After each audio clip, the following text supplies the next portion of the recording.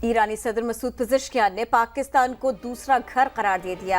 2 দিনের রাষ্ট্রীয় সফরে পাকিস্তানে পৌঁছেছেন ইরানের president doctor Masoud Pezeshkian. President হওয়ার পর এটি তার প্রথম পাকিস্তান সফর। লাহোরের আল্লামা ইকবাল আন্তর্জাতিক বিমানবন্দরে তাকে উষ্ণ অভ্যর্থনা জানান পাকিস্তান মুসলিম লীগ নেতা ও সাবেক প্রধানমন্ত্রী নওয়াজ শরীফ এবং পাঞ্জাবের মুখ্যমন্ত্রী মরিয়ম নওয়াজ। এই বিশেষ উপলক্ষে বিমানবন্দরটি ইরান ও পাকিস্তানের জাতীয় পতাকায় সাজানো হয়।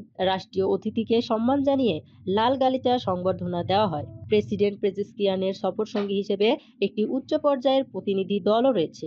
লাহোরে অবস্থানকালে তিনি জাতীয় কবি আল্লামা ইকবালের সমাধিতে শ্রদ্ধা জানাবেন এবং সন্ধ্যায় ইসলামাবাদের উদ্দেশ্যে যাত্রা করবেন। এই সফরে তিনি পাকিস্তানের প্রেসিডেন্ট আসিফ আলী জারদারি, জাতীয় পরিষদের স্পিকার সর্দার আওয়াজ সাদিক এবং সিনেট চেয়ারম্যান ইউসুফ রেজা গিলানির সঙ্গে বৈঠক করবেন।